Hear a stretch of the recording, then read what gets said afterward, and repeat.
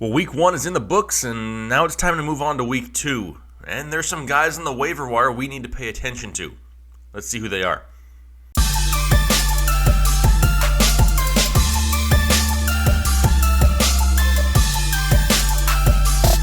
Hey, what's going on, everybody? Jake, Fantasy Headliners. Hopefully everybody's doing well out there. Hopefully everybody enjoyed their first week of fantasy football of the season.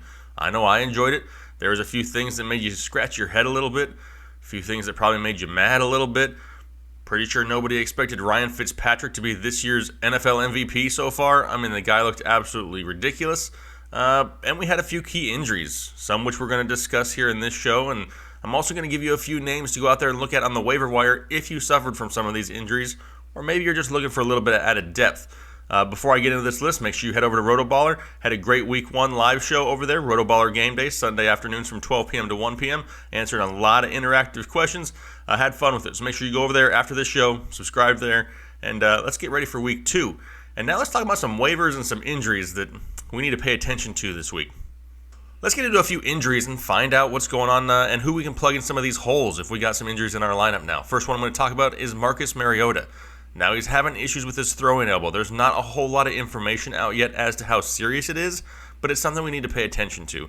If Marcus Mariota is your starting quarterback right now, pay attention to his practices this week. If he's limited at all, do you want to take the risk of starting him on Sunday, having him re-aggravate an injury, and then you lose out a lot of points because he ends up sitting?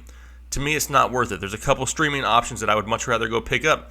Now, don't laugh when I say these. They're both less than 50% owned, but Eli Manning is somebody who I would definitely start this week if I had Marcus Mariota as my starter. Eli Manning has a great matchup at Dallas, and even though Dallas's defense is a little bit better than their offense right this second, Eli Manning will still be able to put up 224 yards in the air, no touchdowns granted, against the Jacksonville Jaguars. I am looking for this offense to have a coming out party this week. Look for the Giants to put up some big points. They still had a 100-yard receiver and a 100-yard rusher against the Jacksonville Jaguars. That Pat Shermer-led offense is going to be fun to watch this week.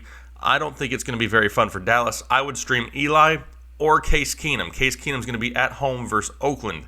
Now, if you watch the game here on Monday night, Oakland's defense played a little bit better than I think we all had anticipated, but Jared Goff was still able to throw, I don't want to say at will, but successfully, and he had a great game. If you're looking for another streaming option, Case Keenum is definitely another one I would take a look at if you had Marcus Mariota.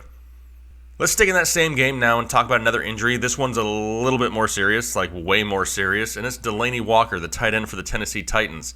And his leg is like broken in all over the place. It's busted bad.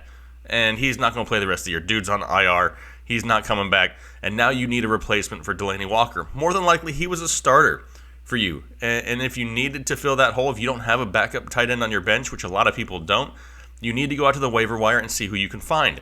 There's a few good options out there that are less than 50% owned right now. One is his immediate backup in Tennessee, J.Smith. You've probably never heard of him, and don't worry, a lot of people haven't heard of him. He was a rookie last year, but hasn't really gotten an opportunity. He hasn't had to have an opportunity. Delanie Walker has been so consistent and reliable, they haven't needed him. He's a third-round pick, though. He's got a lot of talent, big pass-catching, athletic tight end, and all he's ever missed is the opportunity. He should get that opportunity now to step into a top 10 offense for the tight end position and hopefully produce some numbers, and I can guarantee you he's more than likely available in your league. Another guy who's less than 50% owned, George Kittle. I have no idea how George Kittle is less than 50% owned right now. I have no idea whatsoever. If he's available in your league, you need to go grab George Kittle, especially if there's added injuries to Marquise Goodwin this week, which we still don't know about him and we'll possibly talk about later. But George Kittle had 5 catches for 90 yards this week. He was the top receiver for Jimmy G. Now he gets to go home against Detroit. Did you see Detroit's defense? I mean, it was like non-existent almost. The Jets put up huge numbers against the Detroit defense, and now George Kittle gets to deal with it. It's a great option. If he's out there on your waiver line, I'd definitely go pick him up. Also, don't look past old man Ben Watson. Dude may be 46 years old, but he's still reliable. Now, if all these other options ahead of him are gone, then Ben Watson needs to have a look. He's going to be a reliable target for Drew Brees in a high-powered offense. They're going to have to throw a little bit more. Everybody's, not on the Cleveland bandwagon, which I get, but they're going to be at home versus Cleveland this week in a game that they need to win because they don't want to go 0-2 to start the season. Neither team does, except for the Browns. They'd be happy going 1-1. But Watson and the Saints need to win this game. I look for them to be throwing the ball early and often, and Ben Watson could very easily be the beneficiary of those targets. Those are all three guys who I'd be happy to replace Delanie Walker with right now. Now let's go talk about somebody who burned a lot of people this week, myself included. I had him in my starting lineup in a few leagues, and I got the big fat zero, probably like a few of you guys did. Let's talk about Doug Baldwin. And a lot of people were quick to hop on YouTube and say, see, we told you we shouldn't have trusted Doug Baldwin. But listen, it's a different knee. It's not the same injury from the preseason. It's an entirely new injury. And there's nothing we can do about that. We can't predict the injuries. They hurt everybody equally. But there are a few options out there on the waiver wire that you can pick up. You can pick up his immediate replacement, which is Brandon Marshall. Somebody's got to catch the ball in Seattle. They're going to have to throw it. They're going to be losing a lot, and they're going to be throwing the ball. Tyler Lockett looks like he had a decent game on paper, but the bulk of that was all on one play. Brandon Marshall's going to see an uptick in targets that would normally go Doug Baldwin's way, and he's a reliable veteran that has red zone presence. He may not go out and put up huge numbers, but he's going to be able to be more consistent than what you had originally planned for. Brandon Marshall is a great waiver wire pickup. Also looking at Cole Beasley in Dallas. That's right, we have ourselves a case of the Beasles. Now that offense didn't look great, but Cole Beasley ended up with 7 catches for 73 yards, and if you play in a PPR league, that's great value. And that's somebody who could go out and get you 14 points right there that you weren't expecting. If Cole Beasley is available, PPR leagues, I'm picking him up also for the Doug Baldwin injury. Last guy I want to talk about is also Chris Godwin. He had 3 catches for 41 yards and a touchdown, and is going to be a big part of that offense in Tampa Bay. Now, that offense you saw in Tampa Bay, don't expect to see that every week. I have no idea what happened there. Ryan Fitzpatrick is apparently the NFL MVP this year, and I don't think anybody saw that coming. But I do like Godwin's upside, huge touchdown upside, big playability, great talent, and he's more than likely available on your waiver wire. Those are all, viable replacements for the Doug Baldwin injury, but I'm not dropping Doug Baldwin yet. This injury says it could take 2 to 4 weeks, so I don't want to drop him yet. He's too talented and has a great second half schedule that I'm not willing to give up on yet, especially since we probably took him in the 3rd, 4th round. I'm hanging on to Doug Baldwin, but I'm looking for one of these replacements. Let's talk about another guy who put up a big fat 0 for us on week 1. It's Marquise Goodwin and his injured quad, I guess. I mean, there's not a whole lot of information on his injury, the extent of it, if he's going to miss time or not. It's something we're going to have to watch throughout the week. But right now, we need to start planning for a replacement just in case.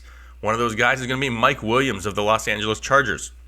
He's kind of seemed to carve out that wide receiver 2 role that we were hoping for in the preseason. He had 5 catches for 81 yards. Not huge, but he was involved. And that's more than we thought he was going to have. We thought the signing of Antonio Gates was kind of going to limit his upside, and it might inside the red zone, but he still has a lot of opportunities, and Phillip Rivers was looking his way. They're going to be at Buffalo this week. And in case you missed it, the Ravens put up a pretty big number against Buffalo, and I would much rather have the Chargers offense. This game could get ugly quick. Mike Williams could have himself a big first half, and he's somebody I would look at this week. I'm also looking at Ted Ginn.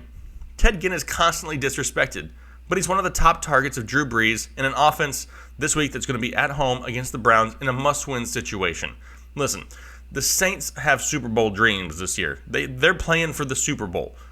And they can't start 0-2. They're going to pull out all the stops this week. I expect big offensive numbers from the Saints this week, partially because the defense forgot how to play defense.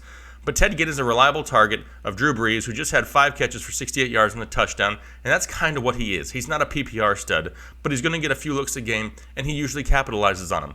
I like Ted Ginn. He may not be an immediate start for me, but he's somebody that I would go grab off the waiver wire just in case. Let's talk about another injury pretty close to home here for me. It's Greg Olsen of the Carolina Panthers, tight end. And it's another one, it's a hard one to see. It's kind of similar to Delanie Walker, right? These guys, towards the end of their career, possibly missing, entire seasons. And we don't know the extent of the Greg Olsen injury yet. He could be out a few weeks. He could be out the rest of the year. Regardless, you need to find a replacement, and you need to find one quickly. We've already talked about J.Smith, George Kittle, Ben Watson. Those are great fill-in options if they're available. If they're not, though, and you need to go a little bit farther down the list, try to see if Eric Ebron, which that's hard to say. I don't think I've ever suggested him before, but he seems to be a pretty big part of that Colts offense, and Andrew Luck did look healthy there for his first week. If not, you can always try to catch lightning in a bottle and pick up Will Dissly of the Seattle Seahawks. He was a college blocking tight end, and all of a sudden Russell Wilson made him a 100-yard receiver. We already talked about the injury to Doug Baldwin. They're going to be looking for receiving options. Maybe Will Dissly carves out a little bit bigger of a role. If you got to go that deep in your waiver wire, he's worth the ad. You never know. It just depends who's available. But you're definitely going to have to find a replacement for Greg Olsen, and any of these names would be sufficient. Let's talk about Leonard Fournette and his ankle issue now here in Jacksonville. And the extent of it, we still don't really know. We don't know if he's going to miss time yet or not, but we need to plan for it just in case. He's more than likely your RB1 or RB2, and we need a backup plan. That backup plan is TJ Yeldon. If you don't already have him, you need to get him, and you need to get him quickly. Fournette's somebody who's going to deal with injuries off and on throughout the year. We know that. TJ Yeldon is the backup you need to have in case he were to go down and miss some time. He's the one that would go out and get the bulk of the workload. After Fournette left this week, TJ Yeldon had 14 carries for 51 yards, 3 catches for 18 yards and a touchdown, and now they're going to be at home against New England. Now, there's not a whole lot of other running options there in Jacksonville. TJ Yeldon will get the bulk of the work, and they will try to run the ball against the New England Patriots. They need to control the clock, keep the ball out of Tom Brady's hands, and how do you do that? You keep the ball and keep the clock running. They're going to have to be successful here. TJ Yeldon could get a huge uptick in work, and he's definitely somebody you need to go out and get off the waiver wire, especially if you're a Leonard Fournette owner. Also need to look at Austin Ekeler of the Los Angeles Chargers. Had a great week. 5 carries for 39 yards, 5 receptions for 87 and a touchdown. This guy was way more involved than a lot of us had planned, and it didn't even take away from Melvin Gordon. Melvin Gordon still had a great week. They had plays where they were lining Ekeler up in the slot, and if they can keep him involved in this game plan, in this way, he could put up big numbers. They're also going to be in Buffalo, kind of like we talked about with Mike Williams earlier. This is the perfect opportunity for this offense to go out and put up big points, put up big fantasy points, and really help you out if you need it. Austin Ekeler is definitely somebody who's probably available on your waiver wire that I would go grab if I had Leonard Fournette. Another name, Philip Lindsay. He's probably the popular name of the week, right? Everybody's like, wow, Philip Lindsay, he's going to be great all year. Hold on a little bit. He's not going to do what he just did every single week. But he did have a great week. He had 15 carries for 71 yards, 2 receptions for 31 yards and a touchdown. I think they kind of rode the hot hand in this one a little bit. I don't expect Philip Lindsay to get 15 carries a week. Some of those are going to start going towards Royce Freeman, but I do see Philip Lindsay somewhere in the vicinity of 8 to 10 carries, 3 to 5 receptions every week. And the kid has shown he can be explosive. He's got a great opportunity there in Denver. They're going to be at home versus Oakland. Oakland can give up some yardage. They're not, a lockdown defense by any means, and Philip Lindsay could put up, consistent work at a flex spot if need be. If you had Leonard Fournette and are looking for a quick stopgap, Philip Lindsay is probably somebody available on your waiver wire that you should probably add to your roster. Let's go to New England now and talk about Jeremy Hill, running back for the New England Patriots, and his season is over. Torn ACL, on IR, but now who gets those increased touches? Sony Michel still isn't back yet from his injury. It is possible that he comes back for week 2, but we don't know that yet. But what about James White? He's another guy who's constantly disrespected and probably available on your waiver wire. He had a great week also, 5 carries for 18 yards, 4 catches for 38, and a touchdown. If you're in a PPR league, James White is a solid flex play. They're going to be at Jacksonville. That's a tough defense. They're not going to be able to throw the ball all over the place wherever they want, whenever they want.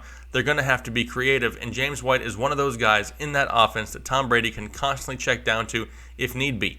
I love James White's opportunity this week, especially if Sony Michel sits. If Michel is out, I'm plugging in James White right away, and he's going into my flex spot. Great ad this week from your waiver wire. Just don't expect season-long upside from James White week in and week out.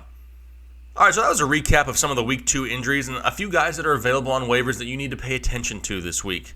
Make sure you guys are paying attention. My start-sit videos are coming out here, and I'm doing them a little bit different this week. Instead of giving you 3 starts and 3 sits that may not affect you, I'm going to be going through at least minimum the top 20 to 25 players from each position, giving you my quick start-sit analysis. That way, hopefully trying to help more people in a short amount of time. Make sure you're looking out for those. I really appreciate the support. Make sure you guys are liking, commenting, subscribing, and we'll talk to you later. Thanks. Bye.